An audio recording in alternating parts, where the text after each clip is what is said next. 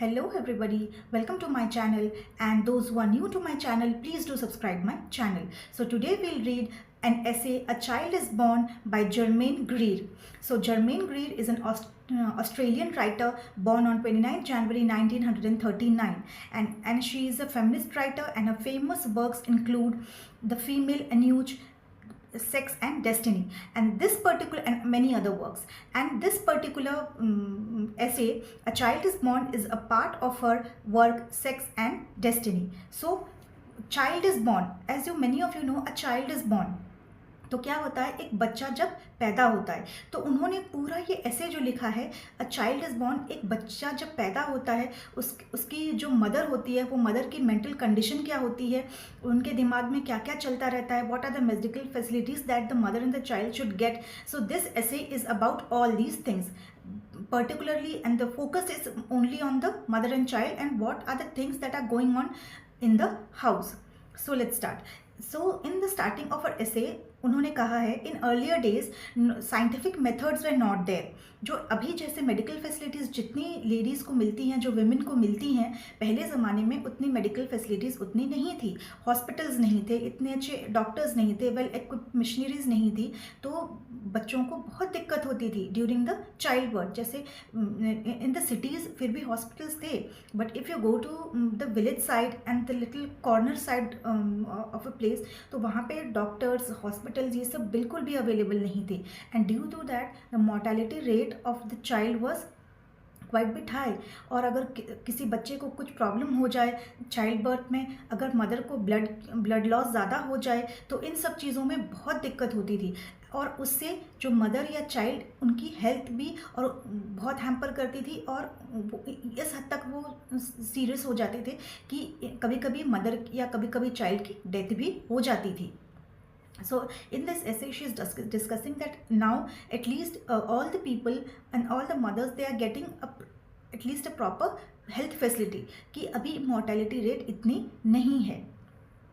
In older days the women, they were told not to do certain things. जैसे उनको बहुत काम नहीं करना था, कुछ पर्टिकुलर फूड आइटम्स होती हैं, दोज हुआ that is not good during the conception period. जो अर्ली जो उनका टाइम होता है, उस टाइम पे वो उनके लिए आसान अच्छा नहीं होता है, या फिर कुछ ऐसे काम होते हैं जो आसान नहीं होते उनको करने के लिए. उनको ज़्यादा भारी चीज़ नहीं उठाना चाहिए, कुछ पर्टिकुलर फूड आइटम्स नहीं खाने चाहिए, they should avoid all those things. ये सब लेडीज़ को इतना पता नहीं होता था, but nowadays as all women are educated, तो उनको इन सब के बारे में अभी सबको नॉलेज है. तो and nowadays there are certain customs and traditions. तो when during her pregnancy in India there is a custom called the baby shower या आप कह लो गोद भराई.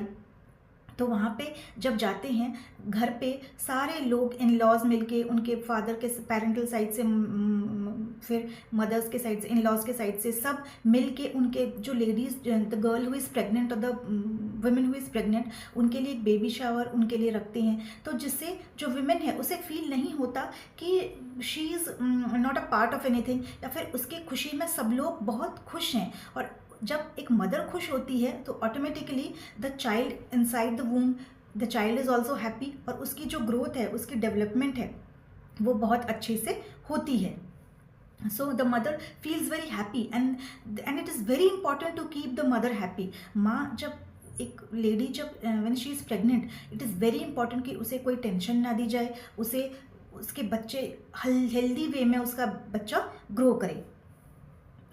सो in earlier days the writer again says, जब पहले ज़माने में ऐसे होता था कि कुछ लोग इतने सुपरस्टिशियस थे कि वो हॉस्पिटल नहीं जाना चाहते थे. वो करते थे कि नहीं, हॉस्पिटल नहीं जाना है, हम घर पे ही अपनी डिलीवरी करवाएंगे और सब कुछ घर पे हो जाएगा. But that is not good. For example, अगर आप घर पे डिलीवरी करवाते हैं, सम ओल्ड ऑर्थोडॉक्स पीपल, वो लोग हॉस्पिटल नहीं जाते थे, बट अगर डिलीवरी के टाइम कुछ कॉम्प्लिकेशंस हो जाए, so who will be responsible for that? If the child is having any complications, so the mother is having any complications, और कुछ सर्जिकल प्रोसेस करने की ज़रूरत पड़ जाए, so then who will do it? So it is very important that the mother should be taken to the hospital. In Asian countries, girls are accepted in the And another thing that the writer wants to share with us is that in Asian countries उन्होंने देखा है कि girls को, या जो girls हुआ married और वो दूसरे घर जाती हैं, अपने इन लॉज के घर जाती हैं, उनको ये फील होता है कि unless and until they give birth to a child, their in laws house will not accept them specially and love them. और इसीलिए वो चाहती हैं कि शादी के बाद उनको बहुत जल्दी उनको एक उनके फैमिली में एक बच्चा आ जाए, और बच्चा आ जाएगा तो she will get respect, she will get love and all these things. But this should not be the case. ये ऐसे नहीं होना चाहिए. When a girl, if you are marrying to a girl, you should accept her wholeheartedly. In Sudan also, women think that when they are married, और Sudan में भी ये होता है कि अगर वहाँ पे अगर वो शादी करती हैं और एक बच्चा अगर जल्दी हो जाता है या फिर बच्चा हो जाता है उनके लिए, तो वो सोचती हैं कि उनकी रिस्पेक्ट जो है फैमिली में और बढ़ जाती है। उनको एज अ पर्सन रिस्पेक्ट नहीं मिले चाहे ना मिले, but after the child birth जो रिस्पेक्ट उनको मिलती है उस चाइल्ड की वजह से वो बहुत ज़्यादा हो जाती है। And this is their believe, and they, और वो इस चीज़ को बहुत मानते भी हैं कि दैट द वुमेन और the girl, she should give birth to a child. और in a Sylheti woman, and a Sylheti woman में क्या होता है, during their pregnancy they go to their mother's house, father's house, और वहाँ पे वो 3 महीने तक रहती है और वहाँ पे उसको बहुत सारा प्यार मिलता है and she is given love and बहुत उसको पैम्पर किया जाता है। और चाइल्ड बर्थ के 3 महीने बाद तक भी वो अपने पेरेंट्स के घर में वहीं पे रहती है, और ताकि उसका बहुत अच्छे तरीके से ख्याल रखा जाए and she will be very healthy. And this is good क्योंकि जो मदर है उसे during the period of pregnancy और चाइल्ड बर्थ उसको बहुत खुश रखना चाहिए। उस पर बर्डन, किसी भी तरीके का फिजिकल बर्डन, मेंटल बर्डन, कुछ भी तरीके का टेंशन उसे नहीं देना चाहिए, क्योंकि अगर वो टेंशन में रहेगी सो द बेबी अच्छे से ग्रो नहीं कर पाएगा और उसमें वो अच्छे से नहीं, ये उसकी जो हेल्थ होगी वो भी अच्छी नहीं होगी। सो हमें उस चीज़ का ध्यान रखना चाहिए। And the poet is also, she is telling कि a woman should be very happy और and healthy physically and mentally.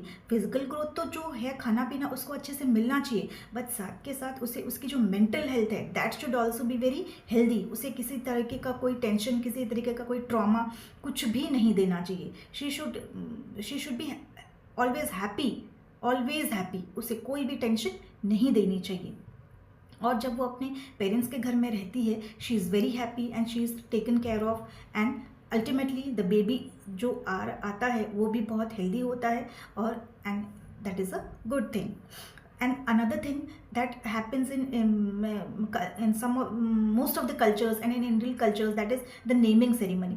तो जब एक when the baby is born, उसके हर कस्टम्स में अलग अलग डेज होते हैं कि किसी रिलीजन में 7 डेज़ के बाद होते हैं, किसी रिलीजन में 21 डेज़ के बाद होते हैं, किसी रिलीजन में 90 डेज़ के बाद होते हैं। That is the naming ceremony. जो नेमिंग सेरेमनी हुआ जाता है उस that is like a festival.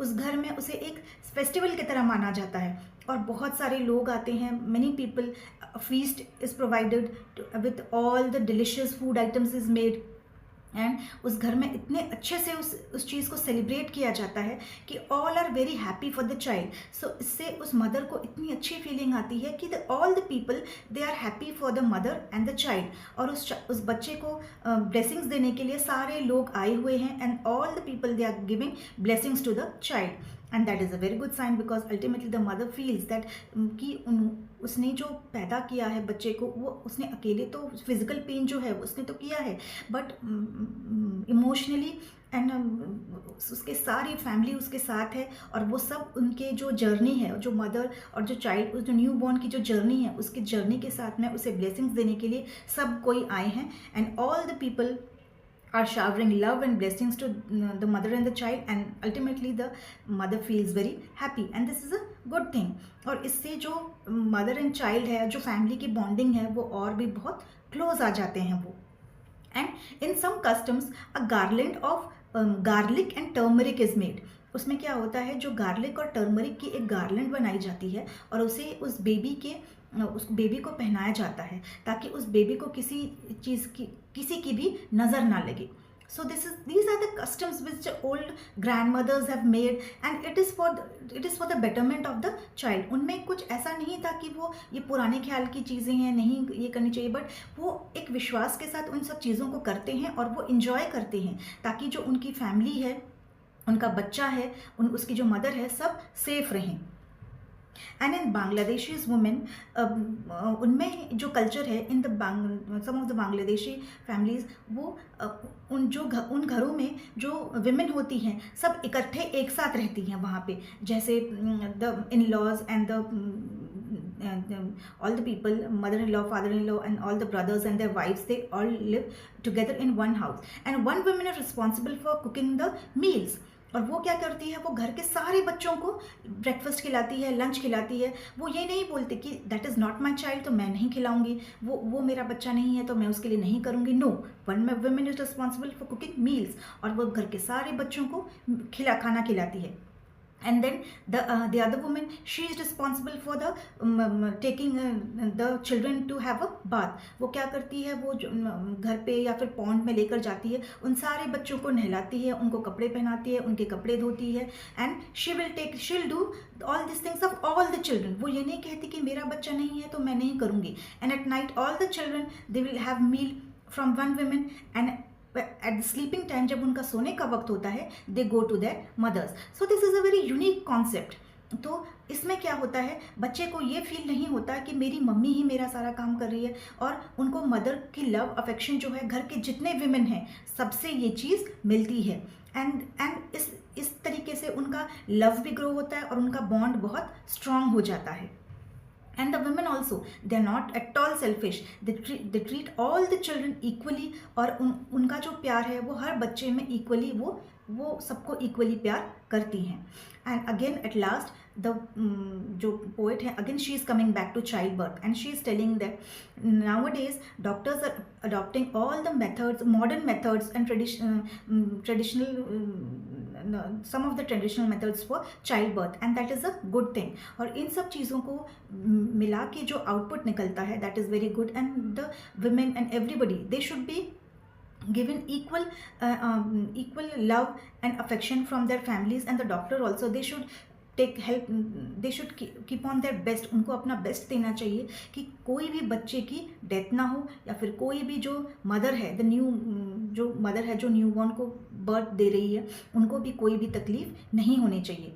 And the poet is telling, जब वो एक बार साउथ अफ्रीका गई थी, a woman came for her delivery. जब वो हॉस्पिटल में डिलीवरी के लिए आई, द नर्सेज, उनको वो लैंग्वेज पता नहीं थी कि वो वुमेन क्या बोलना चाहती है. तो वो नर्सेज कह रही थी, how can I do the delivery, जब मुझे इसकी बात ही समझ में नहीं आ रही है.